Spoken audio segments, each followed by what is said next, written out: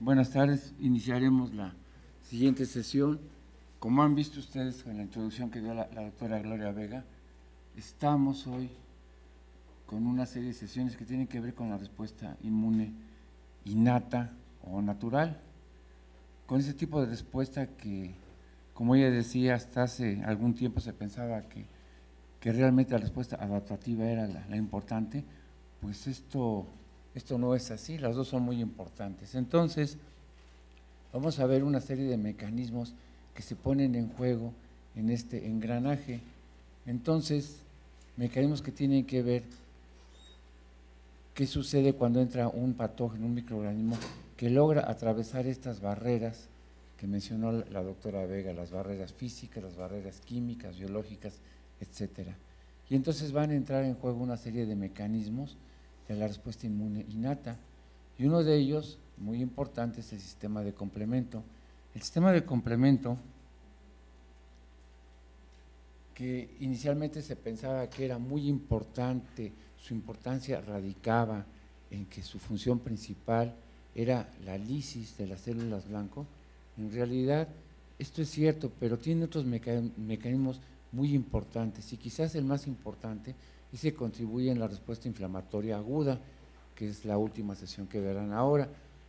La respuesta inflamatoria aguda que va a dar lugar a una buena respuesta inmunológica adaptativa finalmente.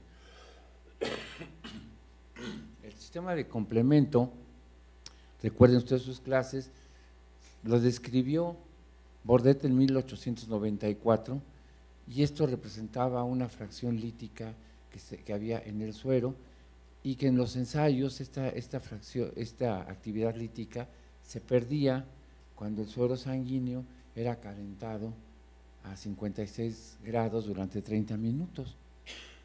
En realidad ahora sabemos que esto pasa porque buena parte de los componentes del sistema de complemento son por enzimas, y ustedes saben muy bien que muchas de las proteínas pueden desnaturalizar, sobre todo si se trata de enzimas, y perder su actividad biológica. Entonces, ¿cuáles son las funciones principales del complemento? ¿Cuáles son los beneficios para el individuo? Y entonces tenemos que es muy importante en los procesos de opsonización que ayudan a la fagocitosis. Vamos a ver con más detenimiento qué es estos procesos de opsonización, que tiene que ver también, además de la opsonización para facilitar la fagocitosis, que tiene que ver también con quimioatracción con algunas de las células del sistema inmune, en este proceso que se llama inflamación, y finalmente la activación. Algunos de los componentes que se van produciendo durante esta cascada de activación son potentes mediadores de los mecanismos inflamatorios. Ya lo que ya manejaban ustedes, lo que se ha manejado, que es la lisis de las bacterias o de células blanco, de células infectadas. Y esto, bueno, también puede ocasionar daño a otros microorganismos, puede ocasionar daño a las cubiertas de algunos tipos de virus. Pero también es muy importante en la regulación de la respuesta por anticuerpos, y tiene que ver también con los mecanismos de homeostasis. Los complejos inmunes siempre se producen. No tenemos patología porque tenemos mecanismos que ayudan a eliminar esos complejos inmunes. Tenemos mecanismos que regulan la producción de complejos inmunes, que regulan la eliminación de estos. Y el complemento juega un papel muy importante en la eliminación de los complejos inmunes circulantes.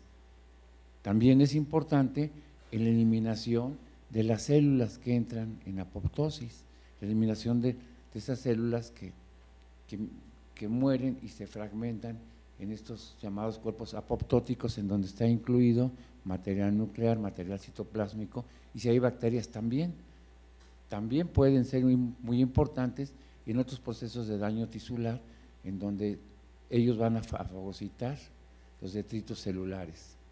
Sin embargo, también cuando el complemento no está regulado, cuando es activado de manera excesiva o inapropiada, entonces puede causar daño, y bueno, pues puede causar manifestaciones ya de daño durante la respuesta inflamatoria o llevar a otros procesos de tipo anafilactoide.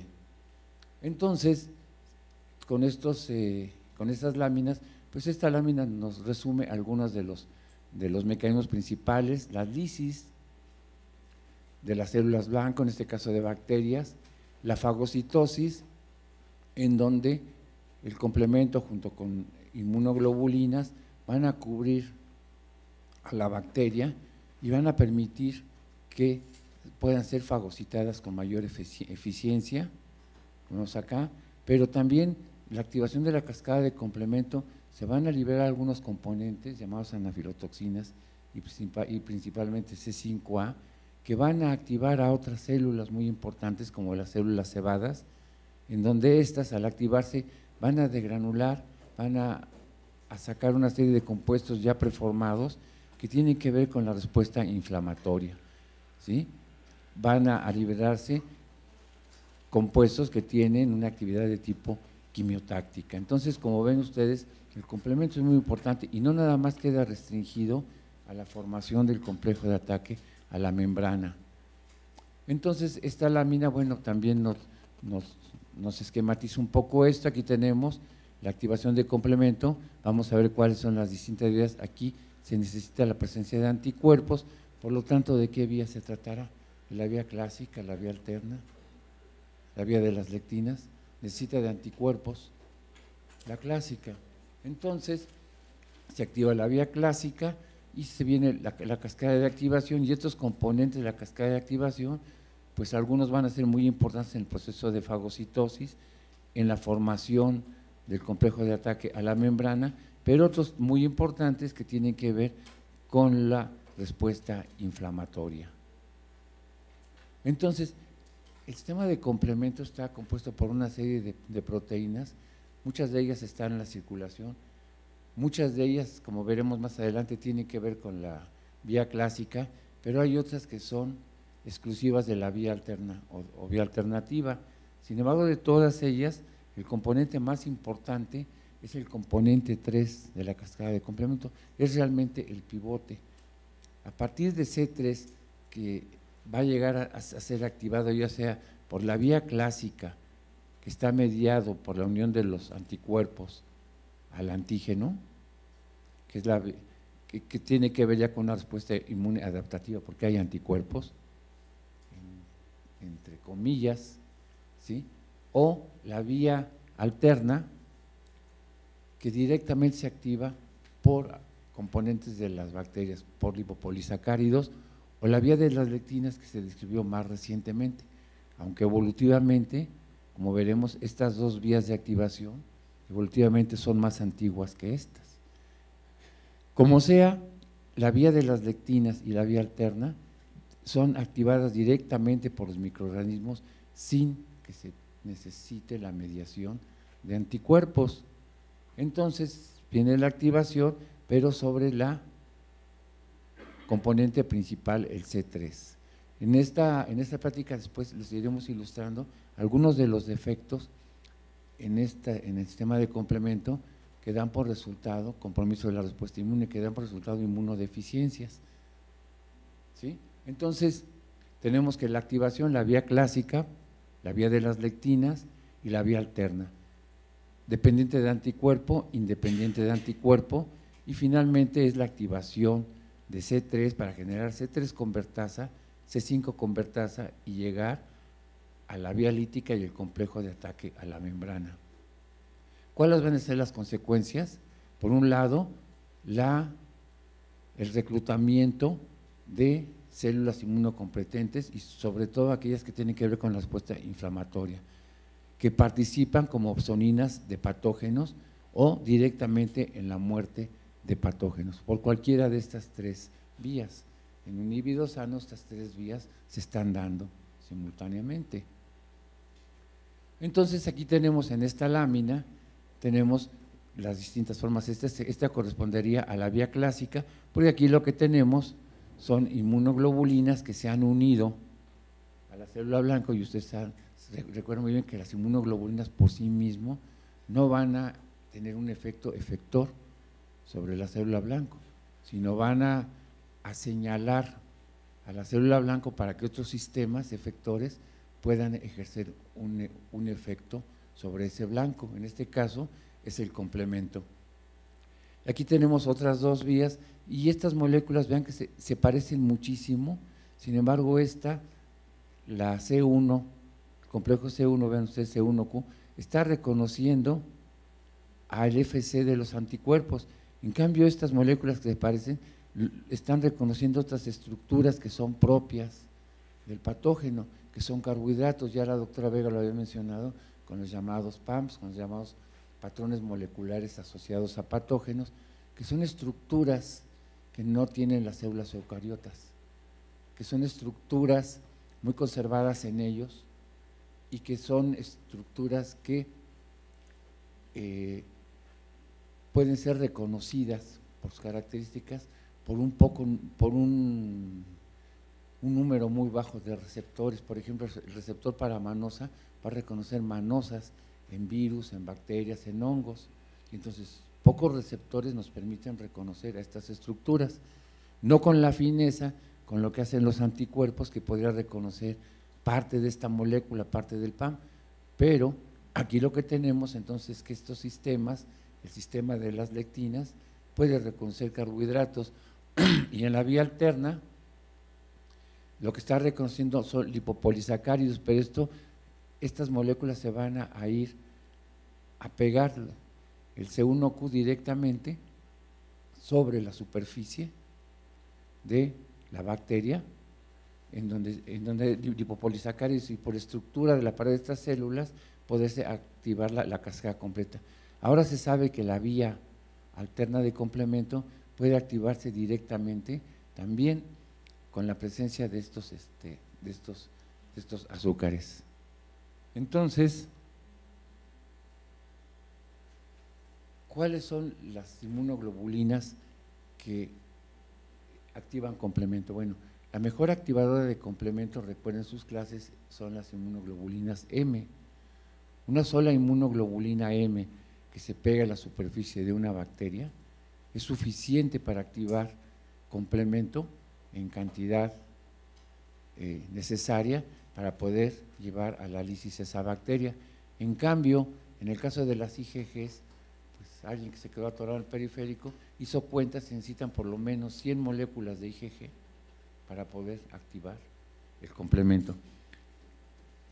La IgM, ustedes recuerdan, pues está en circulación y tiene esta forma, tiene una forma de estrella, y entonces esta forma de estrella no permite que el componente C1 de la vía clásica se fije acá, pero cuando la IgM se une a la superficie de la célula blanco, cambia su conformación tridimensional, de parecer una estrella, adopta una configuración como si fuera una araña, un cangrejo, y esto da lugar a que entonces se pueda fijar sobre esta IgM el complejo C1, y a partir de esta unión de C1 se inicia la cascada de activación con una sola IgM que se haya fijado. Entonces, las IgM son las mejores activadoras de complemento. Aquí lo tenemos con más detalle. Este es el caso de las IgGs, y entonces se necesitan 2 IgGs para que se active un complejo C1.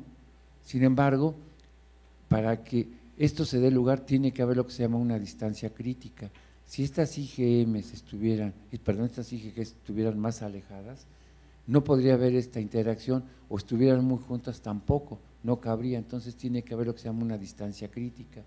Entonces, por eso, más o menos se ha establecido que se necesitan 100 moléculas de IgG para que en algunas de ellas se conserve la distancia crítica.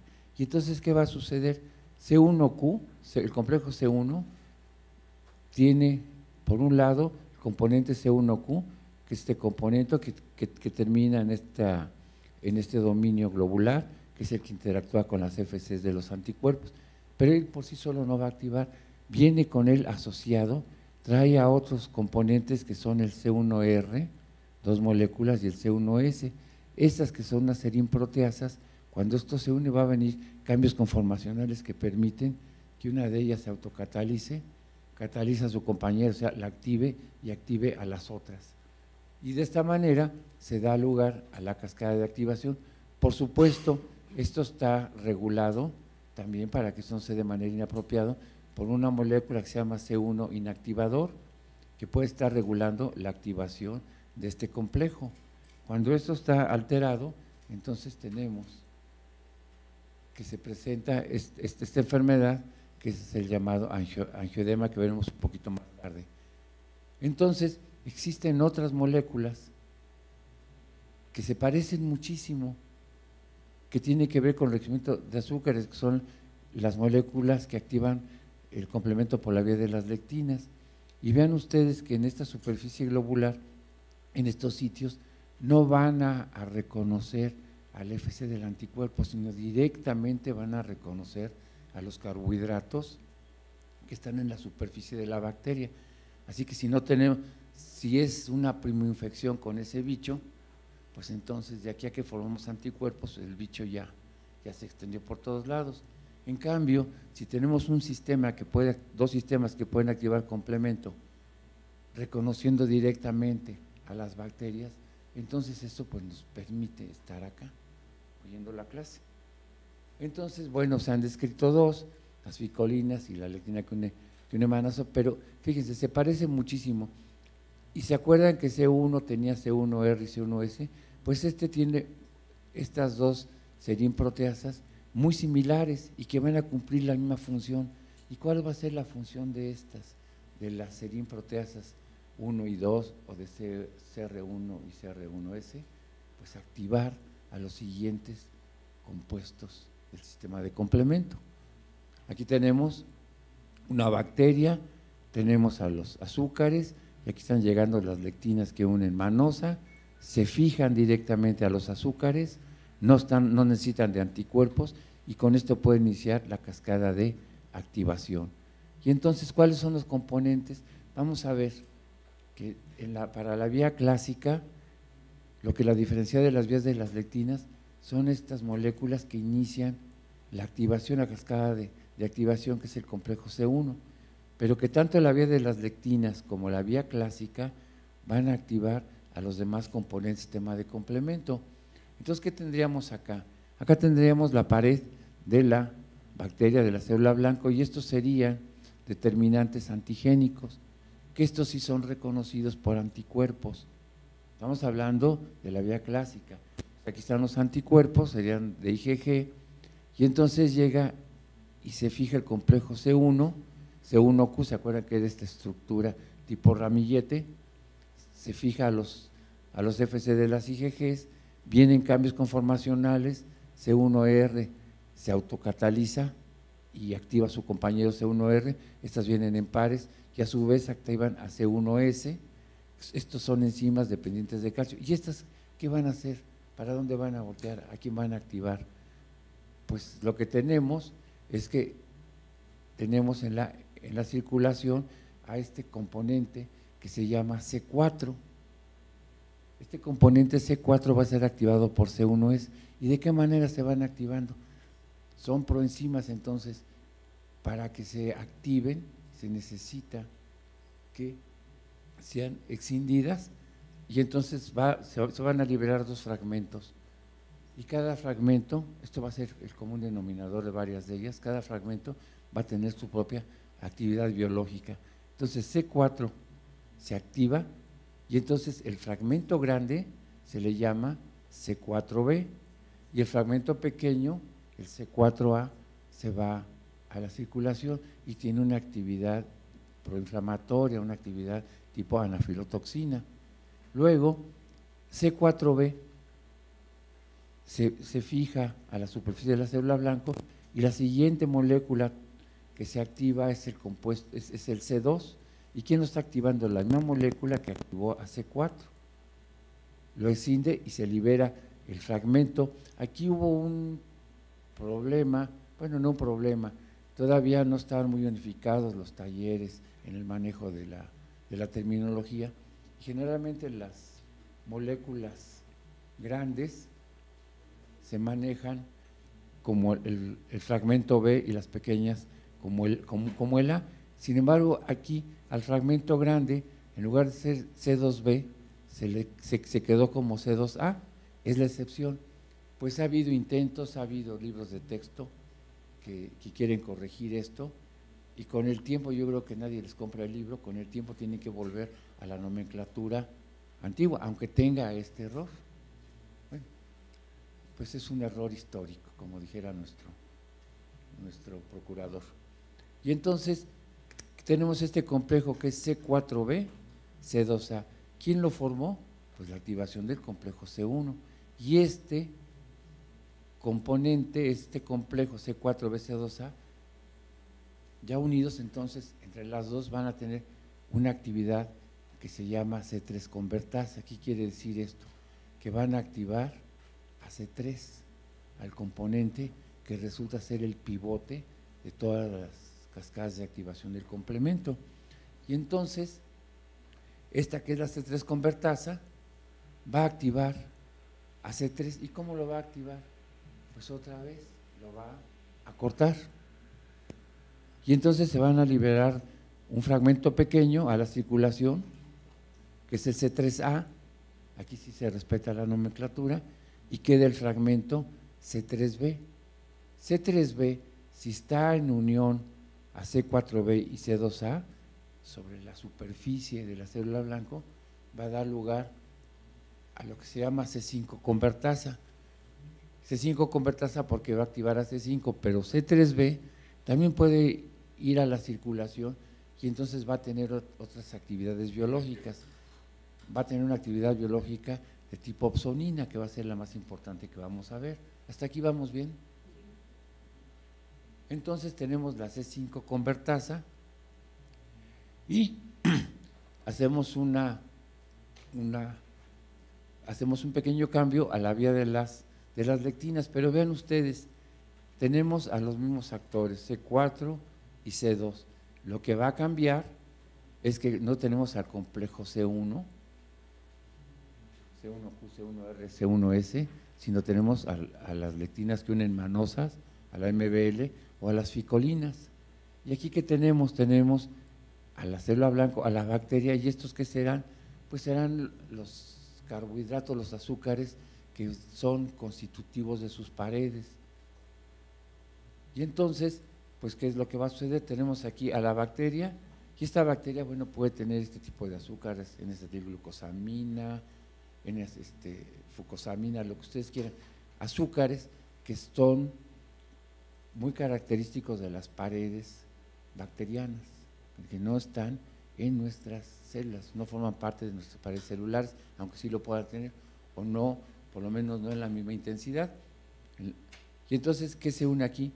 La lectina, que puede ser la MBL, lectina que une manosa, y eso porque se vio primero, que los primeros ensayos se demostró que reconocía manosa, después se vio que otros azúcares como el N-acetilglucosamina, etcétera. Y entonces MBL, ¿a quién trae asociados? Pues trae a las serinproteasas, porque al igual que C1, MBL no puede activar a nadie, pero estas serinproteasas que tienen la misma función de C1R y C1S, igual se van a autocatalizar y catalizar a una a la otra, y entonces ¿a quién van a activar? Pues a C4. C4b,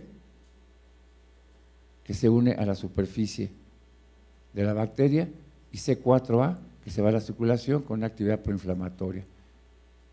Y más vos, ¿a quién va a catalizar? Igual que hace rato, a C2, ¿se acuerdan? Y entonces tenemos C2 que se activa y tenemos otra vez C4b, C2a, que es la misma C3 convertasa de la vía clásica, ¿de acuerdo? Esto es importante, miren, lo importante, recuerden ustedes, es que se formen la C3 convertasa y la C5 convertasa. Eso es lo más importante. Ya vamos a ver que hay distintas formas de que se hagan, pero para las funciones biológicas del complemento, recuerden, lo más importante es que se formen estas convertasas, la de C3 y C5, no se les olvide. Y entonces, tenemos ahora qué sucede con la vía alterna. En la vía alterna, esta tiene algunos de los componentes circulantes son exclusivos, son de ella nada más, y nada más van a funcionar en la activación de esta.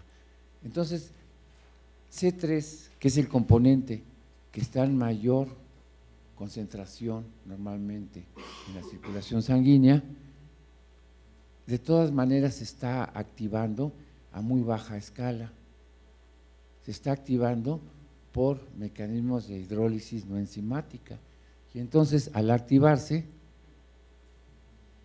por hidrólisis, se está produciendo la ruptura, y entonces en realidad lo que se está formando es C3b. Claro, para diferenciarlo en los textos, en la literatura, le ponen C3i o le ponen H2C3, lo que ustedes quieran, pero en realidad es un C3b. Pero se está activando a muy baja escala. Es como si tuviera el piloto del calentador siempre prendido, ¿sí? No necesita que suceda un evento muy importante para que se active. O sea, necesitan respuestas rápidas, y entonces se puede partir de algo cuando ya tenemos un C3b, aunque sea muy poquito, pero está en la circulación y es activo. Esa es una de las ventajas de la vía alterna. Y entonces, cuando C3i se va y se deposita, este C3b se deposita en la superficie de las bacterias ricas en lipopolisacáridos como las gram negativas, entonces se le puede asociar este otro componente, sistema de complemento, que se llama factor B, que este nada más va a actuar en la vía alterna. Y entonces la unión de C3b con el factor B va a permitir que otra molécula con acción enzimática que se llama factor D, que esta no está como por encima, esta siempre está activa, sea la que active a B. Para que factor D pueda activar a B, necesita estar unido a este. Si no se imagina qué estaría pasando, factor D estaría activando al factor B donde se lo encontrara, y eso a qué llevaría, pues a daño, ¿sí? Entonces, ya activado, el fragmento pequeño de factor B es el BA, y el fragmento grande es el B con B minúscula, y esto ya va a dar lugar a unas C3 convertasas. Sin embargo, este sistema, como se inicia con poquito, tiene que amplificarse, tiene que hacerse lo que se llama un asa de amplificación. Entonces esta C3 convertasa va a empezar a activar a C3, por eso se llama C3 convertasa, y entonces va a haber más C3b, y entonces más C3b ya no va a ser degradado de manera espontánea, y se va a seguir amplificando más C3b y más C3b, en lo que se llama el asa de amplificación. Estas C3 convertasas son muy inestables.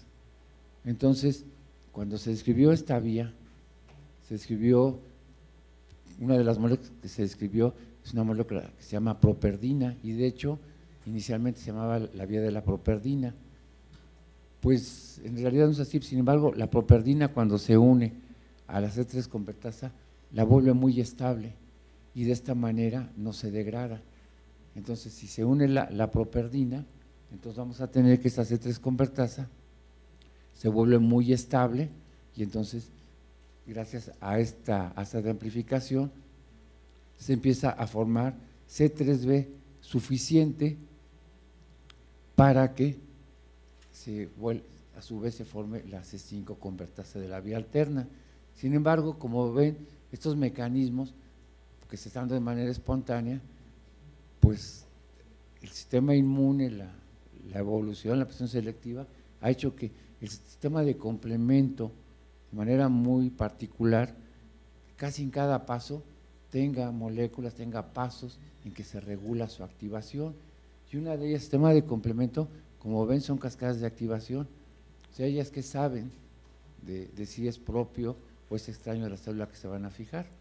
De entrada sí, porque se une un anticuerpo a una bacteria o los carbohidratos, pero siempre estará la posibilidad de que estos complejos, esta C3b, se vayan a fijar a células propias.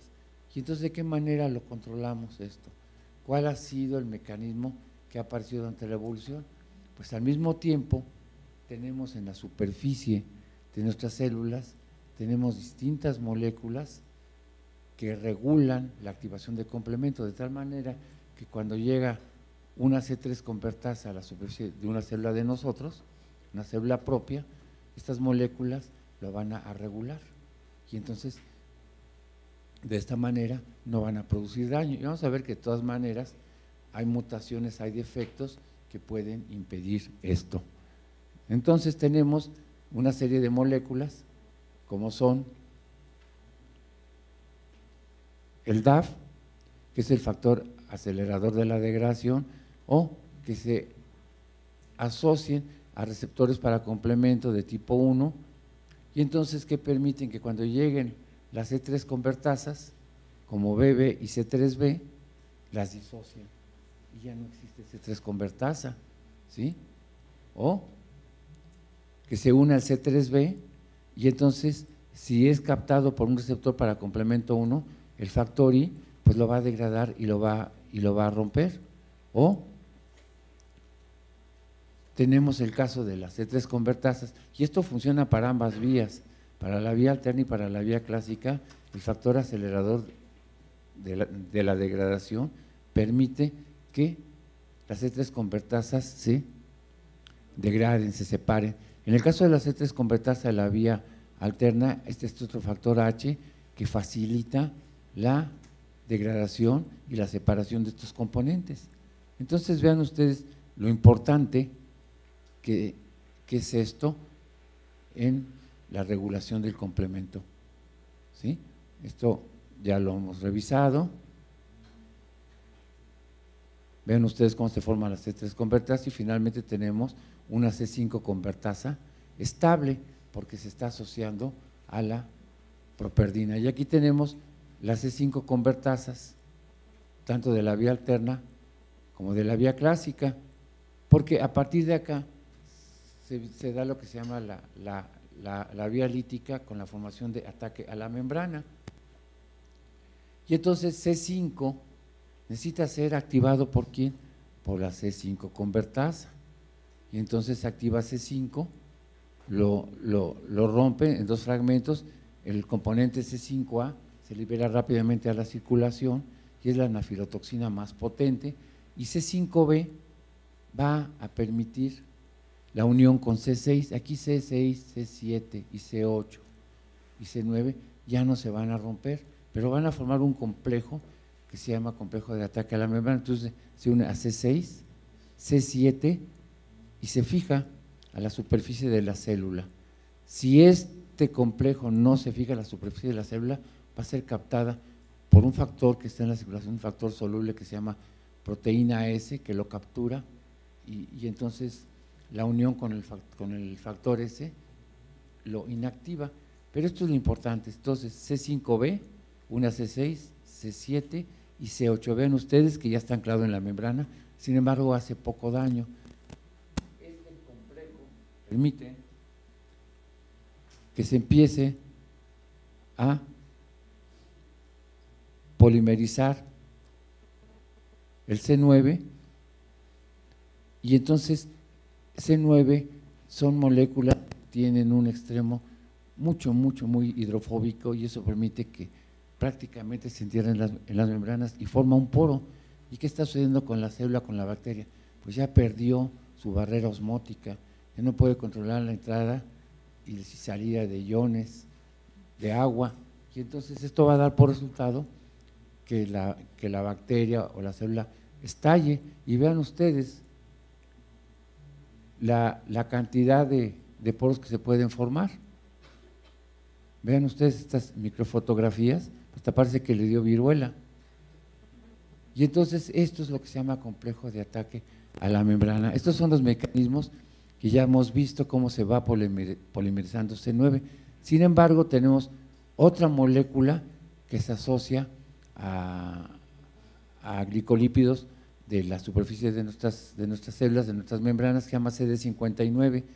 CD59 lo que evita es que C9 se polimerice y entonces ya no se forma el complejo de ataque a la membrana. Esto que ya lo habíamos revisado de DAF y CR1, que disocian las C3 convertasas de ambas vías, de la clásica y de la alterna, y que finalmente esto pues nos recapitulamos a qué es importante los procesos de opsonización, de fagocitosis en las respuestas inflamatorias y en los mecanismos de muerte celular. Entonces, recuerden que esto está muy regulado, y de esto tiene que ver el C1-INH, que regula, está regulando la activación exagerada del complejo formado por C1Q, C1R y C1S. Y entonces, los pacientes que tienen mutaciones en C1NH, C1 inhibidor, presentan este cuadro que se llama angioedema, porque además C1 inhibidor pues también regula a otra vía que es la vía de las bradicininas. Entonces, se da por resultado esto. ¿Y qué sucede con C5A? C5A, fíjense, activa neutrófilos, lo van a ver al rato con el doctor Lascurain, en los procesos de inflamación, adhesión de neutrófilos, va a activar a las células cebadas para que liberen moléculas vasodilatadoras que ya estaban preformadas, y va a activar a monocitos para que estos empiecen a producir citocinas proinflamatorias, interleucina 6 e interleucina 1 principalmente. Y entonces, estas alteraciones en la regulación de este 5A, pues se han visto asociadas a diversas patologías, como el síndrome de intracoagulación vascular diseminada, el síndrome de inflamación, a la respuesta inflamatoria sistémica, a las bacteriemias letales, a procesos que comprometen la respuesta inmune, choque séptico y falla cardíaca. Y en cuanto a opsonización y fagocitosis, que vamos a ver en la siguiente sesión, pues ya veremos cómo complemento participa. Entonces, ¿cuáles serían sus efectos biológicos de sus productos? Pues tenemos el C1-INH, que va a regular sobre todo a C2B, y C2B también participa en la vía de las bradicininas. La C3A, que es anafilotoxina y está regulada por las carboxipeptidasas. Al C3B, que también está regulado por los factores HI en el caso de la vía alterna, ¿sí? Todas las anafilotoxinas por carboxipeptidasas. Y vamos a ver que los defectos en el sistema de complemento son los más raros dentro de las inmunodeficiencias, pero con inmunodeficiencias recuerden una cosa, algunas de ellas son muy raras como lo que afecta a complemento, sin embargo en conjunto es un grupo de enfermedades que sí tienen una presencia elevada en la población, sobre todo los que después trabajan en hospitales de concentración, sean pediatras, pues les va a tocar ver estos. Entonces, esta que es del libro de Mail, que ni yo alcanzo a leer, sin embargo, bueno, aquí tenemos que si el complemento se activa sobre bacterias, sobre patógenos, ¿sobre qué tipo de patógenos va a ser? Pues sobre patógenos que sean extracelulares, los intracelulares, el complemento realmente no va a proteger, y entonces tenemos que, por ejemplo, en el caso de los componentes últimos como C8 y C9, los individuos son muy propensos a las infecciones por neiserias, tanto de la meningitis como la de Tlalpan. Tenemos el factor, tenemos la properdina, que acuérdense que estabiliza las C3 convertasas, también son muy susceptibles a las infecciones por neiserias, pero en general a infecciones por bacterias extracelulares.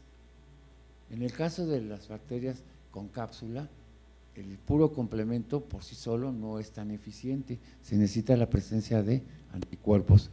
Entonces tenemos en el caso de las deficiencias en C2 y C4, van a provocar un padecimiento, inclusive se asocia a lupus eritematoso sistémico, y entonces esos pacientes tienen además enfermedad por depósito de complejos inmunes, porque no está formando C3 convertasa y no está formando C3b. O bien, los eritrocitos, como veremos un poquito más adelante, tienen un receptor para complemento que capturan los complejos inmunes a través del C3b que se pegó.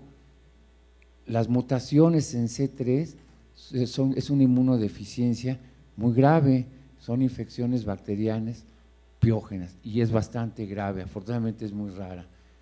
Lo que altera, las alteraciones en la vía alterna, properdina y factor D, pues tenemos que hay una mayor susceptibilidad a bacterias encapsuladas, y esto es relativo, se necesitan siempre anticuerpos y para neiserias. Y en cambio, las últimas de C5 a C9, pues tenemos que son individuos que son más susceptibles a infecciones por neiserias.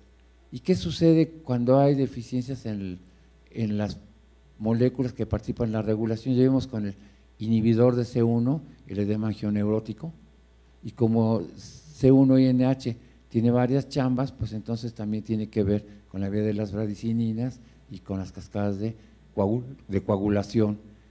Hay estas otras que, acuérdense, el factor acelerador de decaimiento que hacía que se disociaran las C3 convertasas que se pegaban a la superficie de las células, o el CD59 falla, que el CD59 lo que impedía era la polimerización de C9, entonces esto va a dar como resultado este padecimiento, la hemoglobinuria paroxística nocturna.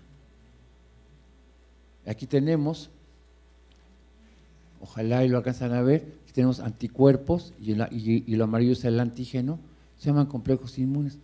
Y el complejo inmune permite que se pegue el C3b, y entonces todos los eritrocitos despliegan en superficie de receptores para complemento el CR1, que es específico a C3b. Otro ocioso se puso a contarlos y más o menos en promedio son 700 receptores para complemento en cada eritrocito. ¿Por cuántos eritrocitos? Por milímetro cúbico. Entonces los eritrocitos pues además van como barredoras y van capturando los complejos inmunes, y ya en hígado van a ser capturados complejos inmunes por los macrófagos residentes, por las células de Kupffer. Si hay mutaciones en CR1, entonces ¿qué va a haber? Pues no se van a estar eliminando los complejos inmunes, y entonces vamos a tener patología por depósito de complejos inmunes. Ya lo verán en la sesión de pasado mañana en la hipersensibilidad de tipo 3. Y entonces, pues también complemento es importante porque tiene que ver con la activación, por ejemplo, de linfocitos B. Los linfocitos B no solamente se van a activar por su complejo receptor para linfocitos B, sino porque además tienen receptores para complemento, el receptor para complemento 2. Muchas veces a la célula B le llega el antígeno ya con complemento pegado, y si hay un reconocimiento dual tanto del antígeno como del complemento que trae pegado, entonces la activación va a ser mucho más eficiente. No quiere decir que ese puro antígeno no se va a activar, sin embargo permite ir modulando la activación. Yo no sé si estas presentaciones se las pasen después, si no después yo les haré llegar estas láminas. Pues también está la otra parte de los bichos que han estudiado inmunología y se valen de receptores para el complemento para infectar, como es el caso del virus de Epstein-Barr, que usa como receptor al receptor para complemento 2 y que está expresado en las células B, y entonces agarrándose el virus de Epstein-Barr al receptor para complemento B, complemento 2, pues entonces usa como blanco de los linfocitos B o los HIV que pueden entrar a través del receptor para complemento 3 y entonces poder infectar a la célula huésped. ¿Alguna pregunta?